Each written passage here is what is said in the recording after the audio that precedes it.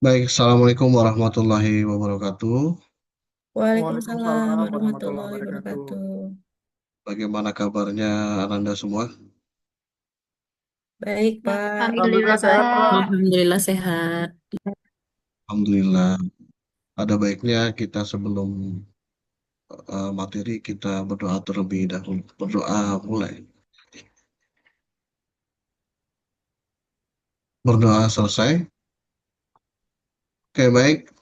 Eh, kita absen dulu ya. Kita lihat dulu. Ananda Roni, Hadir, Pak. Diza, Hadir Pak. Dina, Hadir Pak. Ariel, Hadir, Pak. ada Ananda Nenek. Ini belum hadir kayaknya. Oke, baik. Kita mulai saja ya. Materi kita pada kali ini adalah sistem informasi manajemen. Ini materi pertama kita pada semester genap. Eh, Sedikit biodata diri saya. Ini saya skip saja. Nama Dika Avata dan pendidikan formal saya dan lain-lain. Oke, kalau anak-anak sekalian melihat gambar ini, apa yang ada di pikiran Anda sekalian? Settingan Pak. Pengaturan. Pengaturan, kemudian Kerjasama, Pak. kerjasama. Ada lagi? Ya, Membangun. membangun, kerjasama, pengaturan. Sebagian besar sudah disebutkan bahwa sistem ini penting karena untuk saling bekerja sama. Sebagaimana kita lihat selanjutnya, gambar selanjutnya, ada yang sebelah kiri dan ada yang sebelah kanan. Apa beda gambar tersebut? Perubahan zaman Pak. Perubahan zaman. Iya, benar.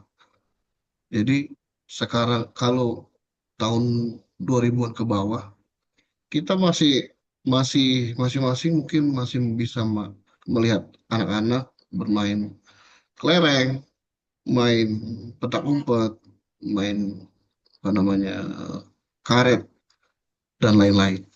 Tapi sekarang apa?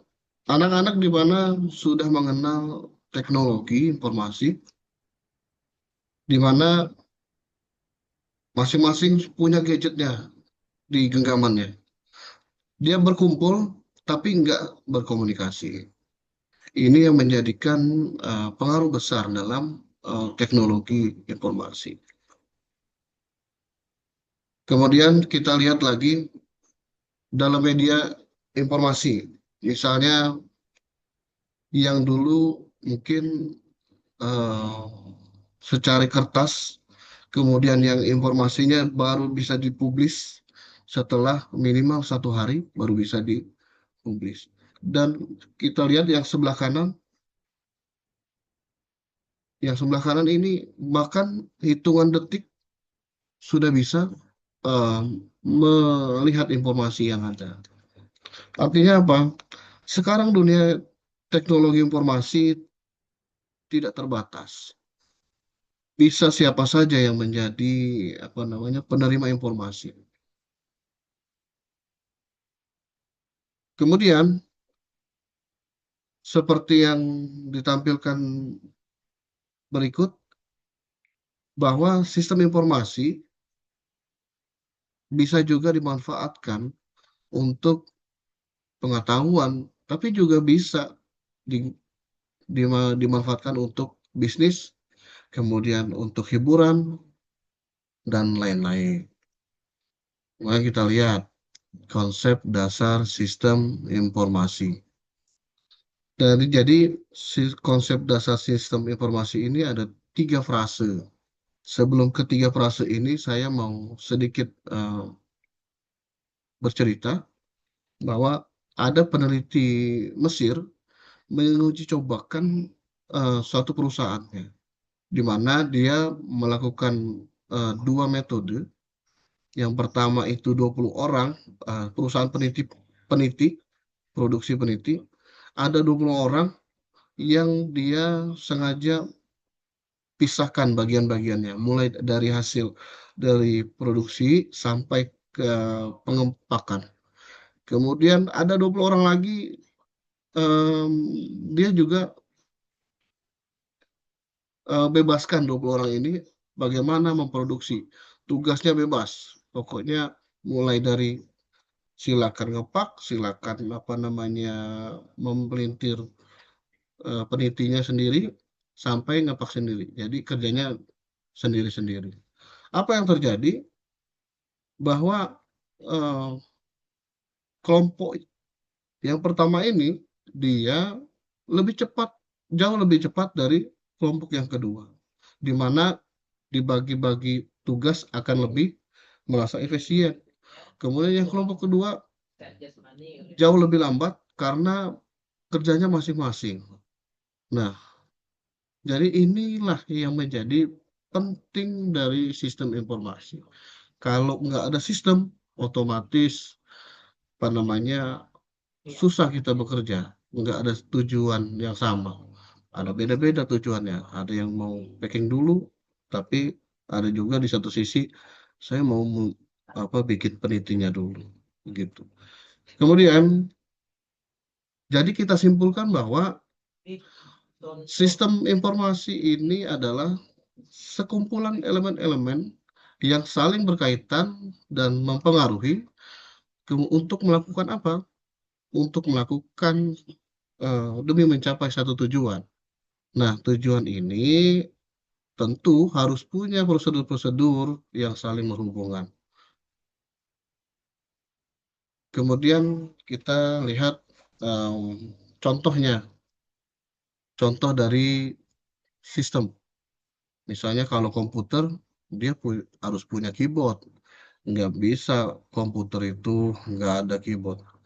Gimana kita perintahannya? Ngetik nama Ananda Ariel aja nggak bisa. Bisa kita tampilkan, tapi kita nggak bisa berinteraksi sama komputer. Bisa sistem komputer ada keyboard, CPU, monitor, mouse, printer, dan lainnya. Kemudian kalau sistem tubuh, seperti apa sistem tubuh? Misalnya kebutuhannya organ tubuh, panca indera untuk melihat, mendengar, dan merasakan. Dan untuk apa? Satu tujuannya untuk kelangsungan hidup. Nggak bisa yang satu kaki kiri mau melangkah ke depan, yang kaki kanan mau mundur. Nggak bisa. Jadi harus satu tujuan. Kemudian, kalau di pabrik, ada orang, ada mesin, dan ada order untuk kelangsungan produksinya. Kemudian, ada karakteristik sistem informasi. Karakteristik sistem itu yang pertama komponen, kemudian ada batas, kemudian lingkungan, penghubung, masukan, pengolahan, dan keluaran. Nah, ini bisa saya skip aja. Kemudian kita lihat gambar sistem. Jadi secara kerja pasti ada inputan, kemudian proses, output yang bertujuan adalah untuk memanfaatkan informasi yang ada. Jadi ada kontrol dan feedback sebagai mengimbangi proses dalam menerima informasi yang lebih bermanfaat. Kemudian ada klasifikasi sistem. Ada sistem abstrak dan fisik. Misalnya kalau abstrak itu kan nggak nyata. Ada OS, ada OS kita, misalnya apa saja OS-nya? Mungkin saya ke Ananda Dina kali ya. OS yang digunakan sekarang apa, Ananda Dina? Tahu OS? Sistem operasi kan, Pak? Sistem operasinya itu eh, Windows Terus dua apa? ribu dua puluh dua terbaru. Wah, luar biasa, Nanda. Terima kasih, Ananda Dina. Iya, Pak, sama-sama. Oke, kita lanjut ya. Sistem alamiah dan Aku udah sistem tadi buatan. ya. Terjadi, kalau sistem alamiah itu kan terjadi secara alami. Misalnya sistem tata surya, yang mana misalnya ada pagi, ada siang, ada malam. Nggak bisa kita rubah, misalnya siangnya baru ke pagi, nggak bisa. Karena itu udah alami. Kemudian ada sistem hasil karya manusia. Karya-karya sudah banyak ya, ada komputer, ada mobil, ada produk-produk yang lain. Kemudian sistem tentu dan tak tentu, yang bisa diprediksi dan tidak bisa diprediksi. Ada sistem juga tertutup dan terbuka. Sistem tertutup misalnya ya walau tidak dipengaruhi oleh sistem itu sendiri. Kalau sistem terbuka ya bisa menerima masukan dari subsistem lain. Oke, ini dasar. Sekarang kita ke informasi. Apa itu informasi? Informasi, kalau kita lihat pada gambar, ya sebelum mendapatkan informasi itu ada beberapa langkah sebelumnya. Kita harus mendapatkan fakta dulu, kemudian data, lalu diproses, itulah namanya informasi. Jadi serangkaian proses fakta, kemudian berikut dengan data yang diproses menghasilkan informasi. Kemudian informasi ini diproses lagi untuk menjadikan informasi yang dimanfaatkan oleh uh, masyarakat. Kemudian contoh informasi kependudukan. Uh, Informasi kependudukan ini misalnya ada datanya, data biodata, nama, jenis, tanggal lahir, dan pekerjaan. Di KTP kita jarang nggak ada misalnya yang kalau tidak terlalu penting biasanya nggak ditampilkan. Tidak ada sehingga nggak ada yang namanya misalnya hobi nggak ditampilkan sana. Kalau dia informasinya lebih lanjut biasanya ada apa namanya kurikulum kita ini misalnya gitu. Kemudian informasi akademik misalnya apa yang dibutuhkan di datanya, biodata mahasiswa, nilai, kemudian aktivitasnya. Nah, informasi terhadap eh, akademiknya, absen per kelas, absen nilai, dan lain-lain. Oke, fungsi informasi adalah yang pertama berarti kita menambah eh, pengetahuan, kemudian mengurangi ketidakpastian, resiko kegagalan, keanekaragaman variasi, dan memberikan standar atau ukuran. Kemudian, nah sekarang kita ke dasar manajemen. Apa itu manajemen sekarang? Intinya manajemen adalah pengaturan, pengelolaan kegiatan yang menjalankan tugas dan fungsi serta tujuan suatu organisasi. Kemudian kegiatan manajemen itu adalah bagaimana merencanakan, mengendalikan, pengawasan untuk mengambilkan keputusan. Jadi dapat kita simpulkan bahwa sistem informasi manajemen adalah kegiatan yang dilakukan sekelompok unsur dalam sebuah organisasi yang saling terkait dalam usaha memecahkan suatu masalah dengan memanfaatkan sumber daya manajemen sehingga sampai pada sebuah pemberian informasi untuk mendukung pengambilan keputusan. James Alter dalam bukunya juga menjelaskan tentang manajemen, yaitu kombinasi antar prosedur kerja, informasi, orang, dan teknologi informasi yang diorganisasikan untuk mencapai tujuan dalam sebuah organisasi. Kemudian eh, ada juga Botnar Hook dari bukunya kumpulan perangkat keras dan perangkat lunak yang dirancang untuk mentransformasikan data dalam bentuk informasi yang berguna. Yang saya skip, kemudian kesimpulannya adalah sistem informasi manajemen ini adalah sebagai suatu komputer yang menyediakan informasi bagi beberapa pemakai untuk kebutuhan serupa. Informasi tersebut disediakan dalam bentuk laporan, bisa laporan khusus periodik. Model, oke, mungkin materi saya sampai di sini. Sampai jumpa minggu depan. Sebelumnya ada pepatah Lotzu, 1000 langkah besar dimulai dengan 1 langkah kecil. Terima kasih. Assalamualaikum warahmatullahi wabarakatuh. Waalaikumsalam warahmatullahi wabarakatuh. Salam warahmatullahi. Kita close dulu untuk Pak Dika.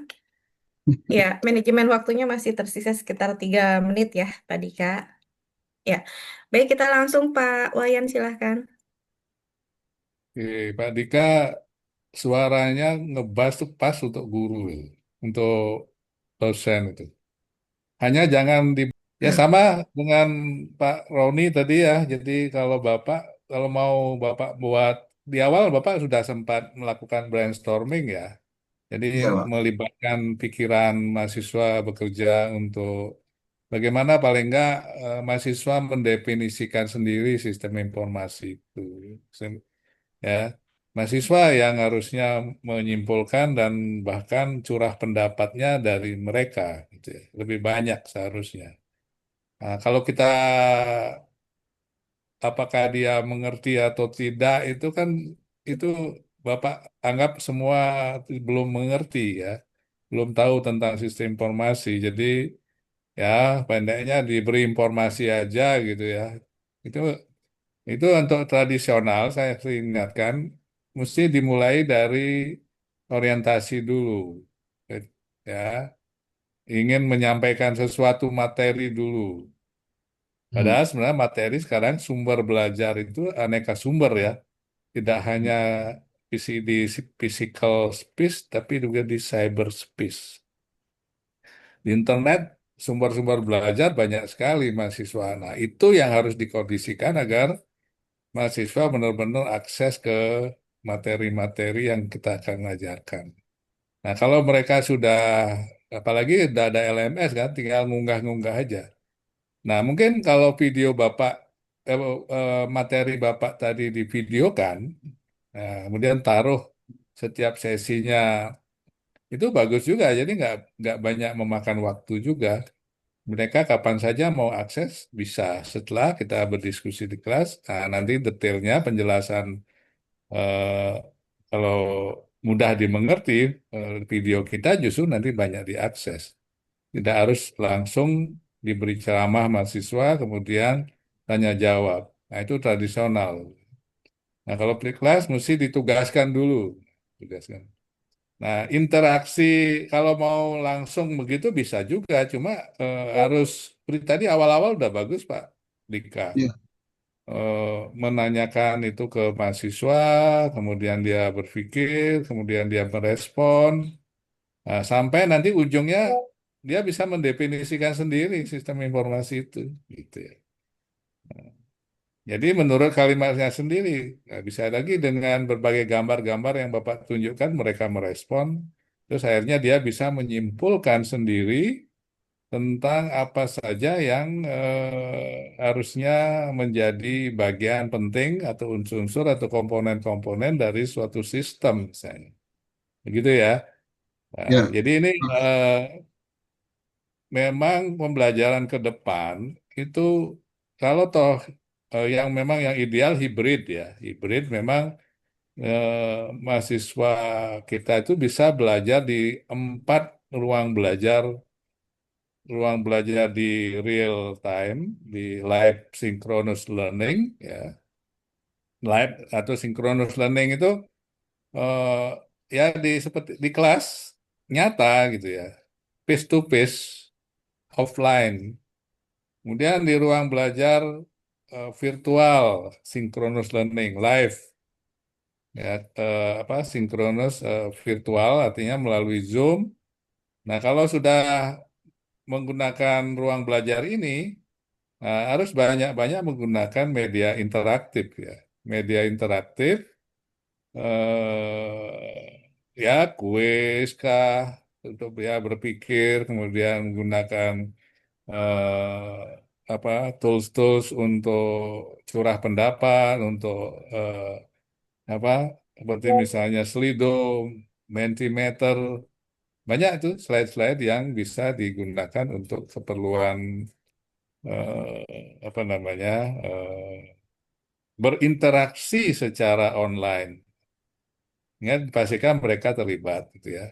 Nah, itu saya kira kalau kalau langsung malah bisa mereka diminta curhat dulu ya, curhat pendapat dulu mengenai apa yang sudah dipelajari, kemudian baru diskusi.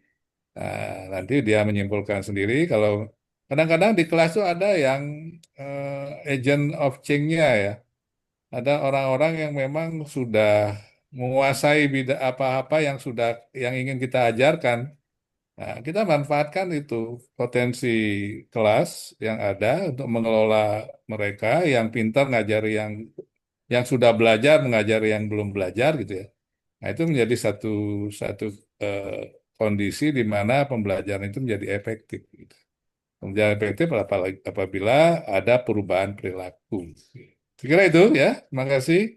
Lanjut. Masih, Bu. Baik, terima kasih Pak Wayan atas masukannya. Hampir sama masukannya dengan Pak Roni tadi ya, untuk dibuat lebih